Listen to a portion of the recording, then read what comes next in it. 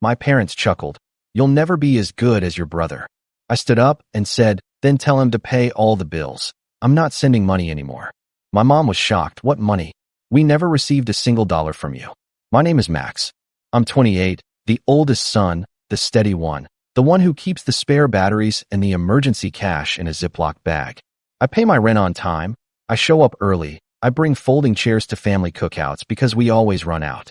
If you asked my parents to describe me in one word, they'd say responsible. If you asked for the second word, they'd say quiet. My younger brother, Cole, is the opposite. He's the story. Star of the soccer team, the one with the smile that makes waiters throw in free desserts. He's the guy my parents love bragging about. Every family update turns into a Cole highlight reel. New job, new car, a friend in real estate who knows someone huge. They say it like an incantation, proof that we're doing fine as a family because Cole is shining.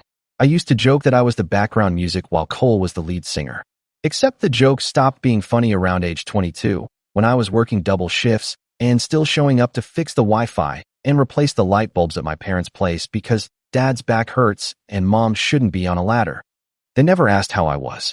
They asked what I could do. 2 months ago, we were at my parents' dining table for Mom's birthday. The house smelled like lemon cleaner and roasted chicken. Dad had on the good polo. Aunt Rita kept rearranging the flowers like that would make the room richer. I brought a carrot cake from the bakery Mom likes, the one with the thick cream cheese frosting. Cole strolled in late with no dessert, no card, just a grin and a story about almost meeting someone from a startup. Everyone laughed like he'd just won a prize. We sat down. Mom opened gifts. A scarf from Aunt Rita. A candle from Dad's co-worker's wife. Cole handed over a small box, earrings. Real silver, he said, winking. He didn't say who paid. Mom gasped like she'd been handed the moon. I don't know why I expected a thank you for the cake. That's on me. Then Dad refilled his wine, glanced at me, and said it. You know, Max, you'll never be as good as your brother. He chuckled like it was a harmless joke. Mom chuckled too. The table joined in. Cole laughed the loudest. I heard it as a sentence, not a joke. I put my fork down. My cheeks were hot. In my head, I counted 11 months of covering their electric last year when Dad's hours got cut.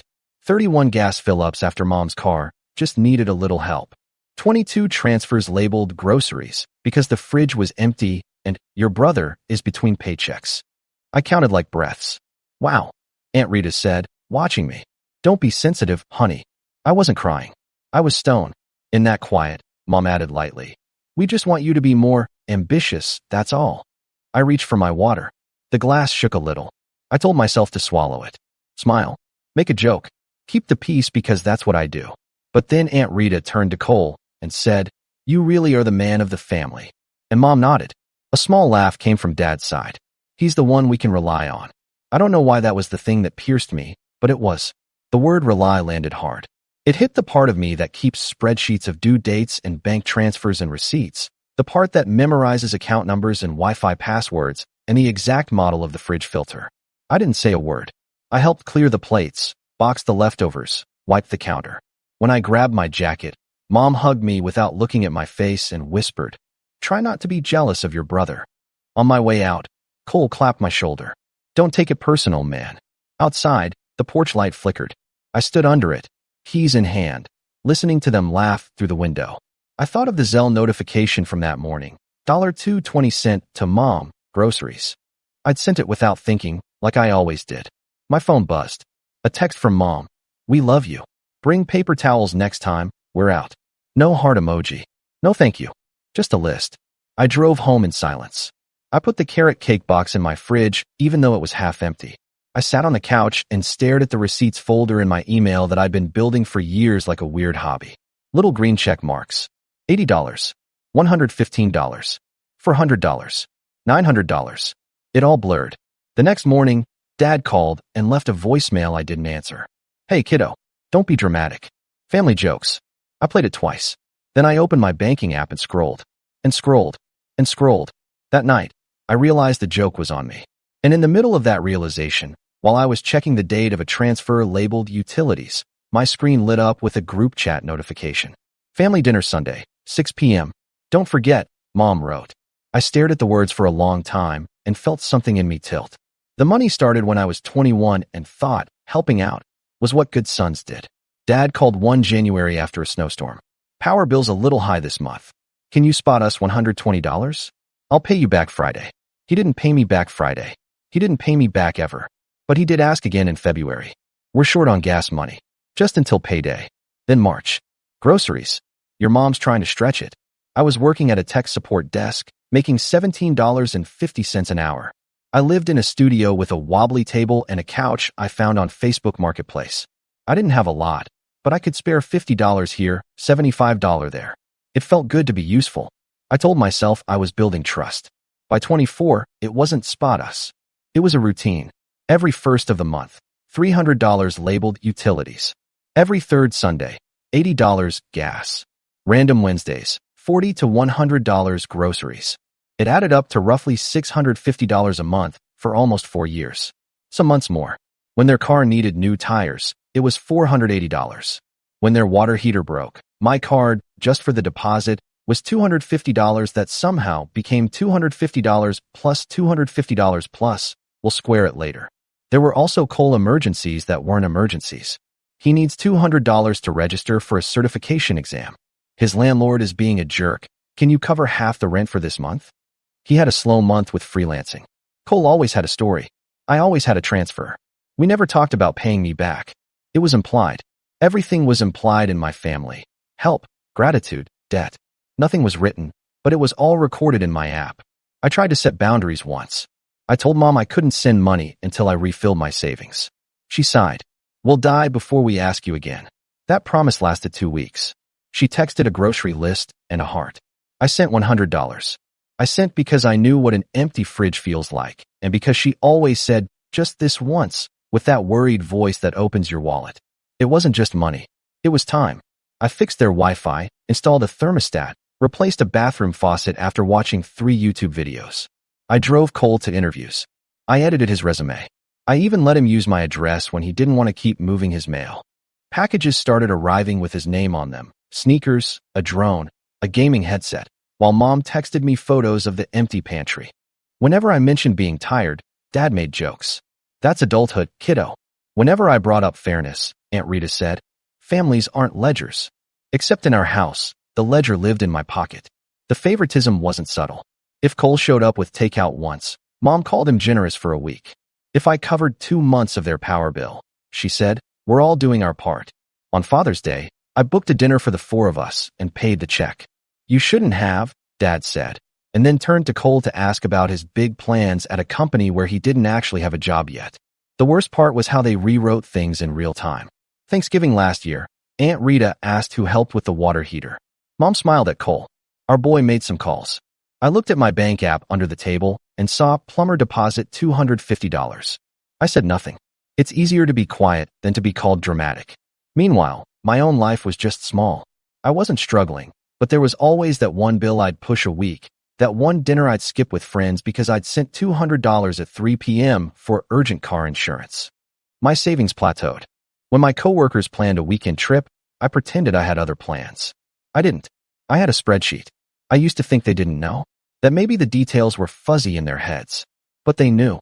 They knew because Mom would say things like, you're so dependable, and then follow it with, since you're so good with money. Dad would call on payday and just check in. Cole would text, you're a lifesaver, man. I'll pay you back when my commission hits. No commission hit. New sneakers did. 3 moments stand out. First, the Christmas where I gave Mom a weighted blanket and she hugged me like I'd handed her a towel at the gym. Cole gave her a spa voucher he got free through a friend, and she cried. At the end of the night, I found a sticky note on the counter. Max, could you Venmo $150? We're short on rent. Second, the time my car needed brakes. I had to choose between paying my mechanic or sending $220 to my parents for overdue electric, urgent. I paid theirs. 3 weeks later, Mom posted a photo from a restaurant on Facebook. Much needed date night. I zoomed in on the wine glasses until the pixels broke. Third, the night of the lemon cleaner, the you'll never be as good, laughter, the word rely like a brick in my chest. That night, after their group chat pinged me about paper towels, I scrolled back to the first transfer I ever sent. January 14th, 2019. $120. The note said, just until Friday. I added it all. I got it $28,940 before I stopped. I didn't count cash receipts, gas fill-ups, or the AC repair I put on my card for points I never used. $28,940 is a new car, or a down payment, or a cushion big enough to sleep on without waking up to panic at 3 a.m. I thought about printing the list. I thought about blowing up the screenshots. I didn't. I made tea. I sat with the quiet. I tried to name the thing I felt. It wasn't anger. It was depletion. A drywell sound. When Dad's voicemail came the next morning, family jokes, I realized this wasn't a joke. It was a system. They were the storytellers, and I was the supply line. And because systems keep running until someone pulls a plug, the next text came right on time. Cole, hey, you around? I'm $400 short on rent this month. I'd ask Mom and Dad, but they're tight. I'll hit you back when I can. You're the best. He added a flex emoji. I stared at the screen for a long time. I typed, let me think. I erased it. 2 days later, Mom texted, we need you Sunday.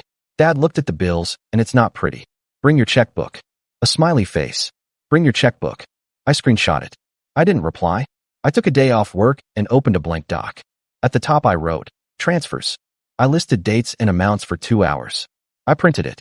9 pages. I put them in a cheap binder from the dollar store.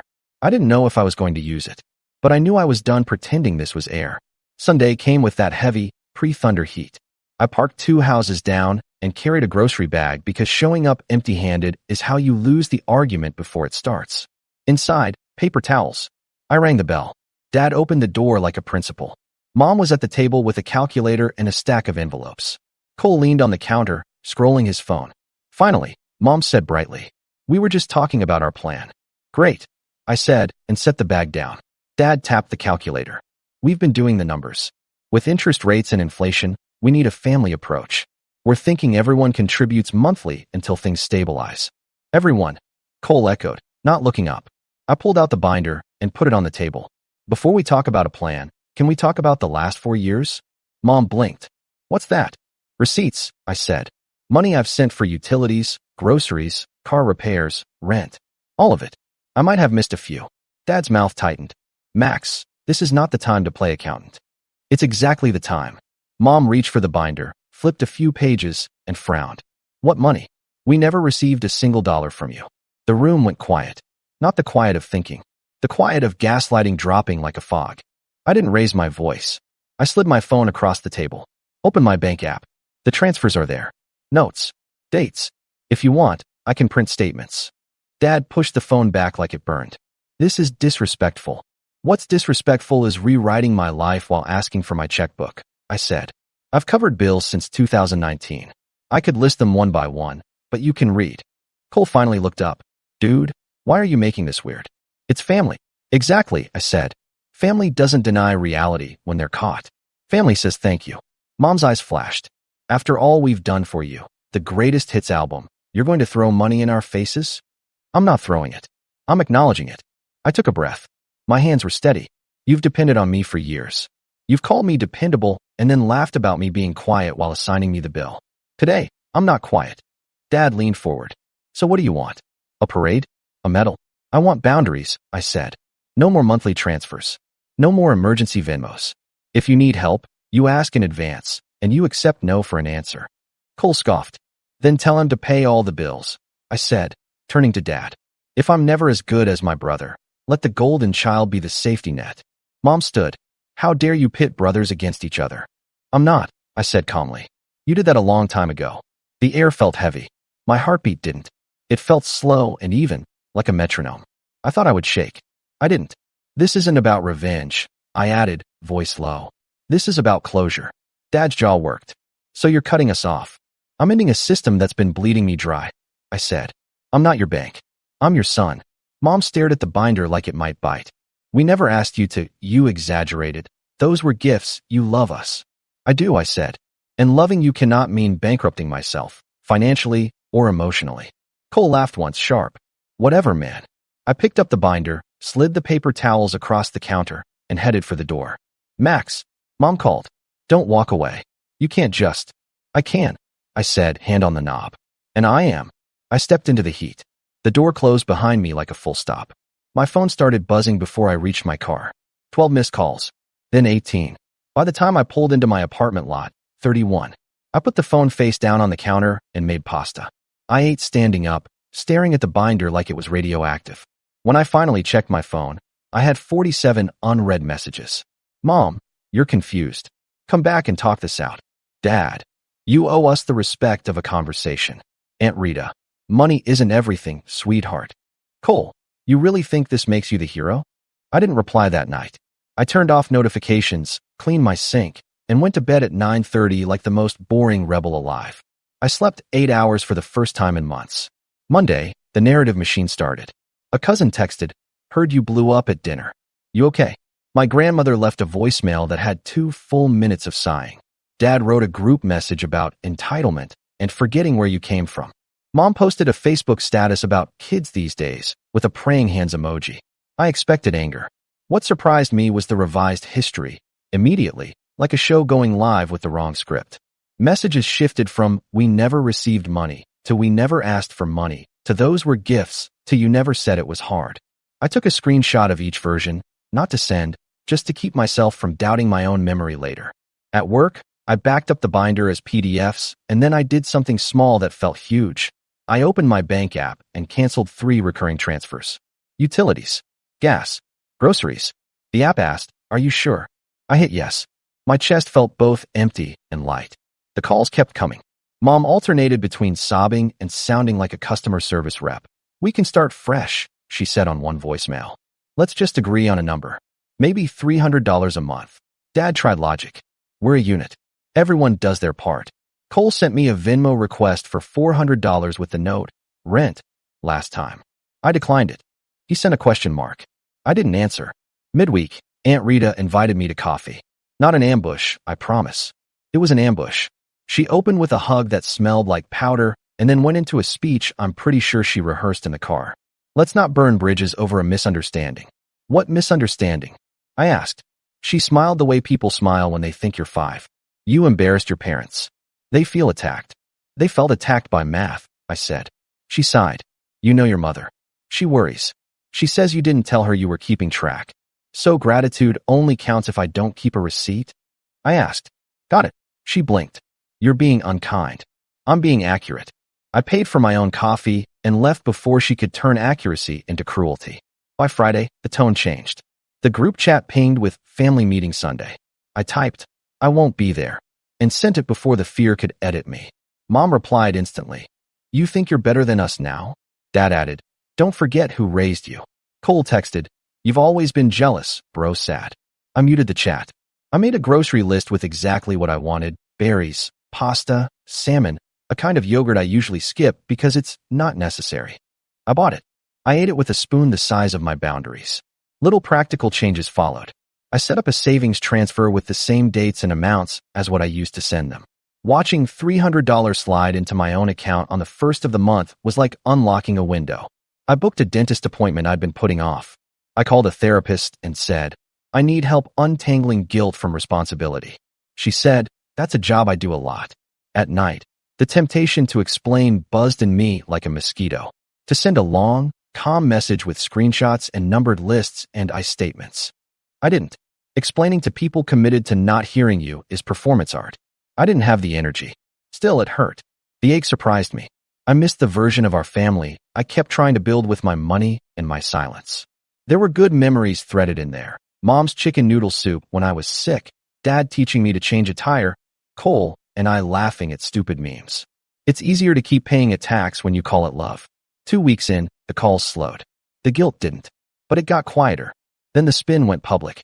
A neighbor sent me a screenshot of Mom's post. "Raising kids is hard when they forget your sacrifices. Some people think everything is about money." Comments poured in. Prayers. "Stay strong. Kids these days." Cole posted an Instagram story of his new sneakers with the caption, "Self-made." I almost laughed. I started running again. Not to be dramatic. My body needed somewhere to put the tension. 3 miles, then 4. I listened to a podcast about boundaries. The host said, "Say no without a paragraph." I practiced in the mirror. No, it felt like a secret language. The 3rd Sunday, the day I used to send gas money, I drove past my parents' house. Old habit. I parked a street away and sat there like a ghost. Through the window, I could see them around the table. My chair was empty. I felt loss and relief braided together. That mixes grief, I guess. The next day, a new number called. It was Dad's coworker's wife, the one who gave Mom the candle. Your parents are under a lot of stress, she began. Could you? No, I said. Silence. You didn't even let me finish. I didn't need to, I said. No. It wasn't mean. It was a full sentence. I hung up and felt, okay. A week later, I got an email from a collections company addressed to my parents, but sent to me because my address was still on some old form. Past due, $312. A year ago, I would have paid it quietly. I forwarded it to Mom and Dad with the subject line, "This is your bill, not mine." Mom replied, "Why are you being cruel?" I typed and deleted 20 versions of "I'm not." I closed the laptop. I went for a run. When I got back, there was one more email in my inbox. Not from my parents. From Cole. Subject, "Be real." Body, "We all know you like holding this over us. You always wanted to be the hero. Congrats, you win." I stared at it and felt the anger finally show up. Not loud, just sharp. I replied with one sentence. I wanted to be a son. He didn't write back. That night, I set a new rule that sounds silly written out. I will not open the banking app after 9 p.m. There is nothing in there that can fix my family at 9:01. I put my phone on the other side of the room. I slept. Here's what I know now. I can love my family and still refuse to finance their denial. I can be dependable without being a doormat. I can say no and not add a paragraph to make everyone else comfortable. I don't owe anyone my exhaustion. I don't owe anyone my savings. I don't owe anyone the version of me that makes their lives easier at the expense of my own. I'm not sending money anymore. Not because I'm angry, though sometimes I am. Not because I need them to suffer, I don't. But because I'm done pretending this is normal. If they ask for help in good faith, clear, specific, with respect, I'll decide case by case. If they try to guilt me, rewrite history, or make my boundaries the problem, the answer is simple. No. The binder is in my closet. I don't look at it often. It's not a trophy. It's a record. A reminder that I'm not crazy. When doubt creeps in, I flip to a page, read a few lines, and then close it. I don't need to keep tallying. The math already did its job. Mom and Dad still text sometimes. They send photos of the dog. They don't say thank you for the years I helped. Maybe they never will. That's their story. Mine is different now. It starts with "My name is Max," but it doesn't end with "reliable." It ends with "self-respect." I'm building a new routine. Sunday mornings are for runs and pancakes. The first of the month is for moving money into my own savings. The third Sunday is for calling a friend and making plans I don't cancel. The binder stays shut. If I had to put it in one line, the line I wish someone had given me at 21, it'd be this. This isn't about revenge. This is about closure. And here's my final promise to myself, simple and solid. I won't let anyone turn my love into a bill again.